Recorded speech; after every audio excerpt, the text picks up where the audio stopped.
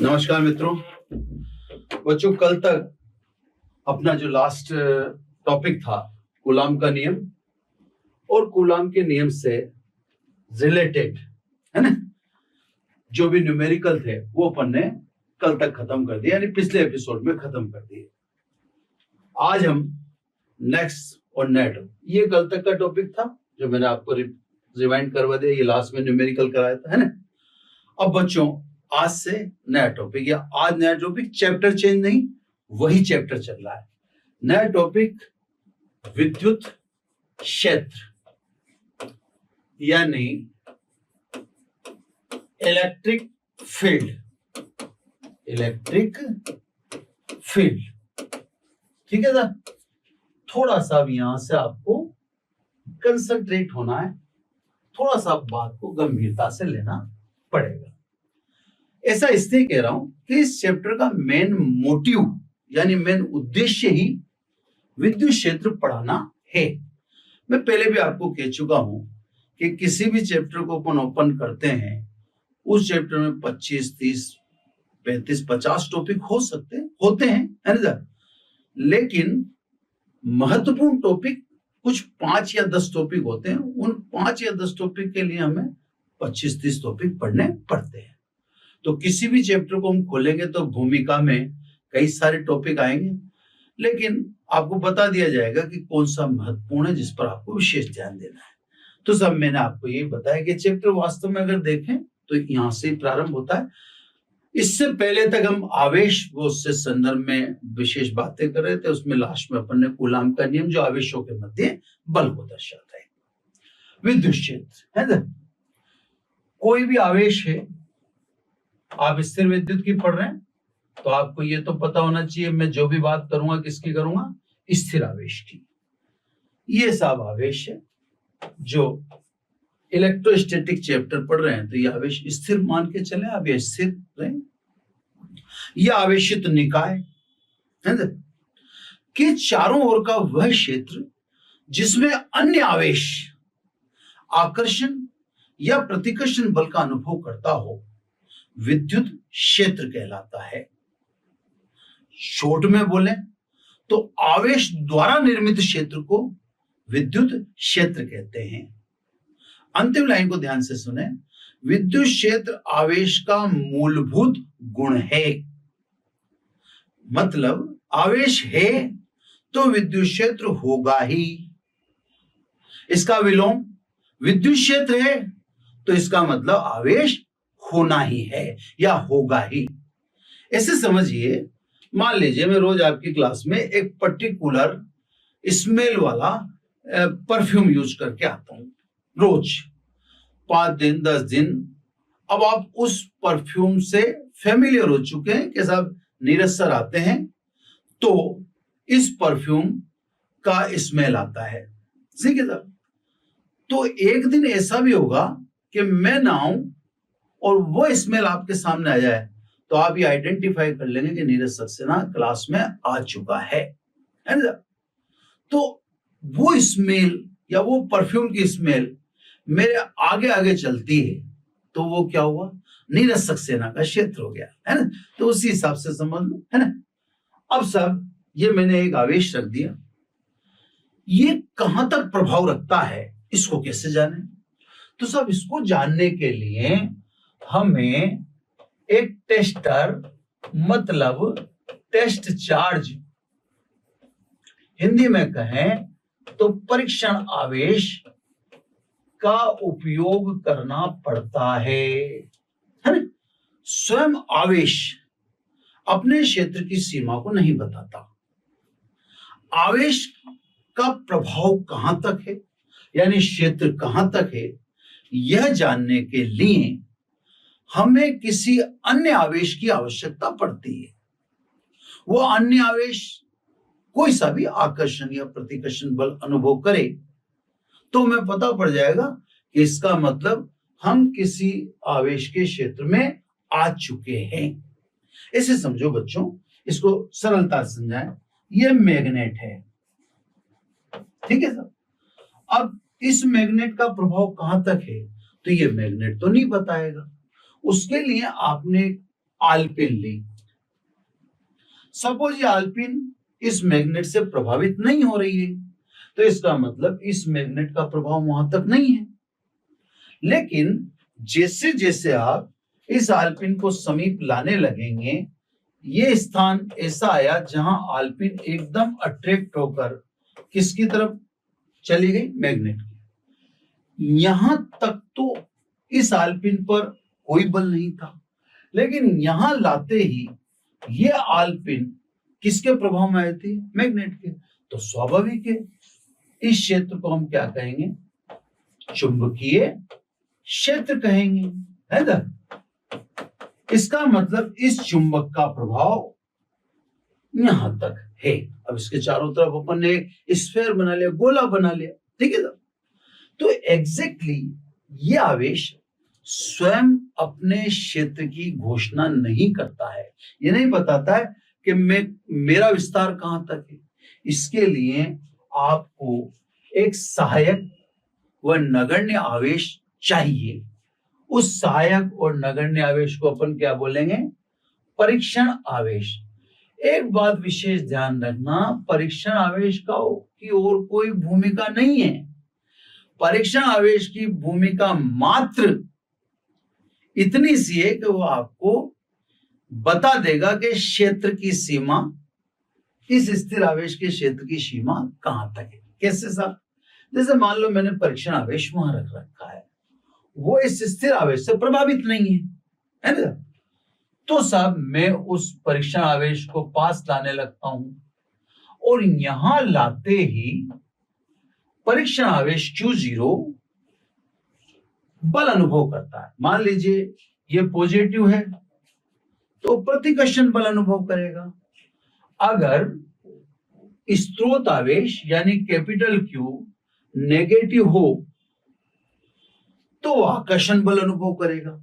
लेकिन यहां आते ही ये परीक्षण आवेश इस स्थिर आवेश के कारण बल का अनुभव करने लग गया। तो इसका मतलब इस स्थिर आवेश का प्रभाव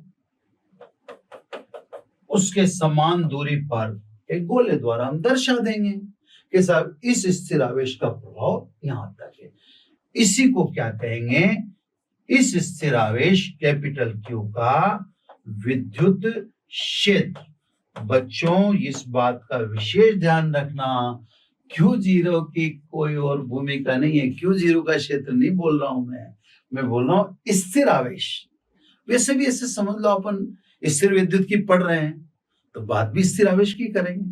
तो इस स्थिर आवेश का क्षेत्र बोल रहा हूं, Q0 की कोई भूमिका नहीं है। जैसे कि यहां चुंबकीय क्षेत्र बताने में इस आल्पिन की कोई भूमिका नहीं है, ठीक है सर।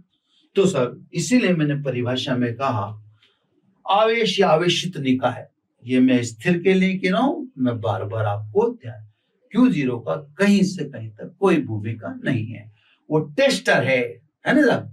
तो सर किसी आवेश या आवेशित निकाय के चारों ओर का वह क्षेत्र जिसमें अन्य आवेश आकर्षण या प्रतिकर्षण बल का अनुभव करता है विद्युत क्षेत्र कहलाता है। किसका, स्थिर आवेश का। विद्युत क्षेत्र आवेश का मूलभूत गुण है, मतलब आवेश है तो विद्युत क्षेत्र होगा ही। इसका विलोम भी सत्य है, विद्युत क्षेत्र है तो इसका मतलब आवेश होगा ही, ठीक है ना। तो ये तो साहब अपन ने विद्युत क्षेत्र की परिभाषा दी। अब आप दोनों बातें को ध्यान रखना है ना। अब आ जाइए, जैसे सब मेन टॉपिक की तरफ बढ़ते हैं, अब आ जाइए विद्युत क्षेत्र की तीव्रता, है ना। कैपिटल ई से इसे दर्शाते हैं, सदिश राशि है। पूरा परिचय अभी आपके द्वारा समझाया जाए या आपको समझाया जाएगा। विद्युत क्षेत्र की तीव्रता, सामान्यतः विद्युत क्षेत्र की तीव्रता को हम विद्युत क्षेत्र ही बोलते हैं, लेकिन अब एक फॉर्मूला आपके सामने डेवलप होने जा रहा है, यहां से आपको अलर्ट होना है। मैं नहीं कह रहा हूं कि यहां से इंपॉर्टेंट टॉपिक चालू हो गए, लेकिन देखो इस चैप्टर का उद्देश्य क्या है समझो आप। बिंदु आवेश, ये आवेशित निकाय है, ध्यान से सुनना मेरे। विद्युत द्विध्रुव,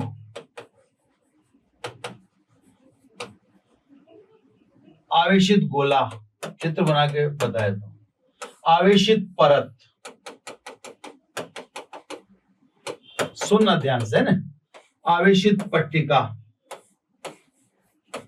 ये सब आवेशित निकाय। यहां से मोटिव चलेगा, चैप्टर यहीं से डिसाइड होगा। आवेशित तार, रेखीय आवेश भी कहते हैं। आवेश के बहुत सारे निकाय हैं, ठीक है साहब। बिंदु आवेश भी एक आवेश का निकाय है, सिस्टम है। द्विध्रुव भी, आवेशित गोला भी, परत भी, प्लेट भी और तार भी और भी, ठीक है साहब। अब दिखने में तो सभी आवेशित निकाय हैं, तो क्या सबका प्रभाव एक जैसा है? यह चैप्टर आपको यही समझाता है, इन सबका प्रभाव एक जैसा नहीं है। ये चैप्टर है, इसी को कहते हैं स्थिर वैद्युतिकी। अब इन सबका प्रभाव एक जैसा नहीं है, सिद्ध करो। तो सिद्ध किसके द्वारा करेंगे? विद्युत क्षेत्र के द्वारा करेंगे। इसके कारण विद्युत क्षेत्र की तीव्रता निकाली जाएगी, विद्युत द्विध्रुव के कारण निकाली जाएगी, गोले के कारण, परत के कारण, पट्टिका के कारण, तार के कारण। जब इनके कारण विद्युत क्षेत्र की तीव्रता निकलेगी, जैसे मान लो बिंदु आवेश के कारण सपोज निकली Q/R², लेकिन द्विध्रुव की अक्ष पर निकली 2kPr³। अब बताओ, क्या बिंदु आवेश और द्विध्रुव एक ही है? नहीं, बिंदु आवेश और द्विध्रुव एक ही निकाय नहीं है, क्योंकि दोनों के कारण डिफरेंस किसका आ रहा है? विद्युत क्षेत्र की तीव्रता का आ रहा है। तो विद्युत क्षेत्र की तीव्रता जानकर आप ये स्पष्ट कर सकते हैं कि ये सब निकाय आवेशित तो हैं, लेकिन इनमें अंतर है, सब एक नहीं है। उस अंतर को किसके स्पष्ट करेंगे? विद्युत क्षेत्र की तीव्रता द्वारा। तो कहने का मेरा मतलब है, विद्युत क्षेत्र की तीव्रता जो टॉपिक हम पढ़ रहे हैं, ये अब आवेशित निकायों में अंतर स्पष्ट करेगा, ठीक है सर। तो चलो साहब, अब एक बार के लिए मैं पेज चेंज करके और विद्युत क्षेत्र की तीव्रता को दोबारा लेके और उस पर कंसंट्रेट हो जाता हूं, है ना। तो विद्युत क्षेत्र की तीव्रता, clear? Capital E, intensity of electric field. छोटे से में समझो, ज्यादा उसको परेशान ना हो।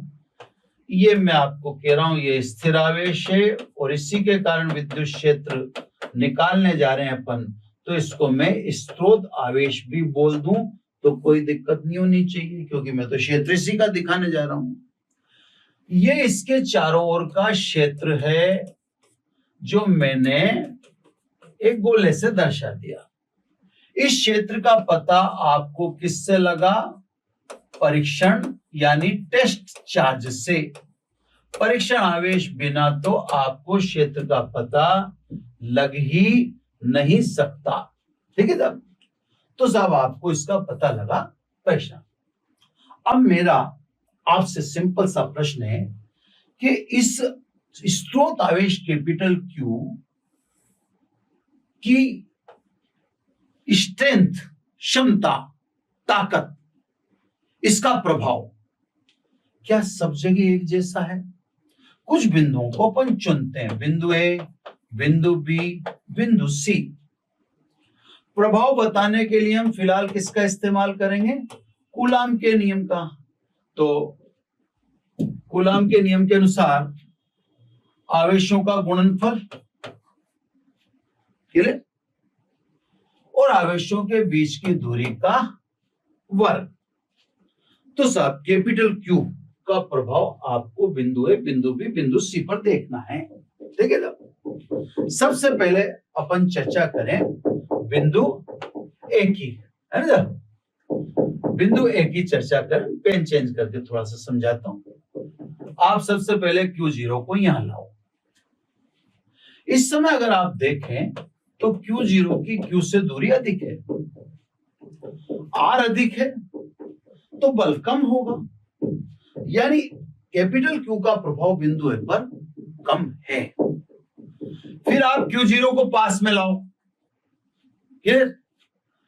Q0 को जैसे जैसे कैपिटल Q के पास लाते हो दूरी कम होती है और प्रभाव यानी F बढ़ता जाता है।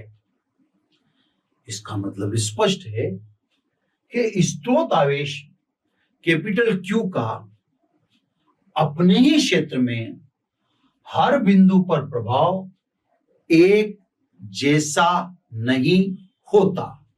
भिन्न भिन्न बिंदुओं पर विद्युत क्षेत्र की तीव्रता भिन्न भिन्न होती है। ठीक है सर, ये तो कंफर्म हो गया। आर का तो अर्थ मैंने आपको समझा दिया। अब देखें सर, आप तीव्रता किसके कारण निकाल रहे हैं या तीव्रता किसकी निकाल रहे हैं? आप तीव्रता निकाल रहे हैं स्रोत आवेश की। तो सब इसमें प्रभाव तो Q0 का भी शामिल हो गया, जबकि आपको तो तीव्रता किसकी निकालनी है? कैपिटल Q की ही निकालनी है। तो उसमें तो फिर Q0 होना ही नहीं चाहिए था, लेकिन Q0 को आप जीरो कर नहीं सकते। अगर Q0 को जीरो कर दोगे तो प्रभाव दिखेगा ही नहीं। तो ये तो आपकी मजबूरी है कि प्रभाव दिखाने के लिए आपको परीक्षण आवेश तो लाना पड़ेगा। Clear sir? यहां तो आप क्लियर हो गए होंगे कि आपको प्रभाव दिखाने के लिए परीक्षण आवेश तो लाना पड़ेगा। क्लियर? लेकिन इस परीक्षण आवेश के होने से तीव्रता में इस Q0 का प्रभाव भी शामिल हो जाता है। Q0 को हम जीरो कर नहीं सकते, तो फिर Q0 को क्या करें कि वो हट जाए? तो Q0 का मान देखा +1 रखो, तो फिर देखो प्रभाव यानी बल K capital Q upon R²। अब बल का कारण केवल कौन है ना? अब बल का कारण केवल कैपिटल Q है। Clear sir? और हम विद्युत क्षेत्र की तीव्रता किसकी निकालना चाहते हैं? स्रोत आवेश यानी कैपिटल Q की। तो सब उसके लिए हमें परीक्षण आवेश का मान कितना रखना जरूरी है? +1। Clear sir? तो सब अब अपन कह सकते हैं एकांक धनावेश पर लगने वाले बल को विद्युत क्षेत्र की तीव्रता कहते हैं। यानी विद्युत क्षेत्र की तीव्रता के लिए आपको बल किस पर देखना पड़ेगा? एकांक धनावेश।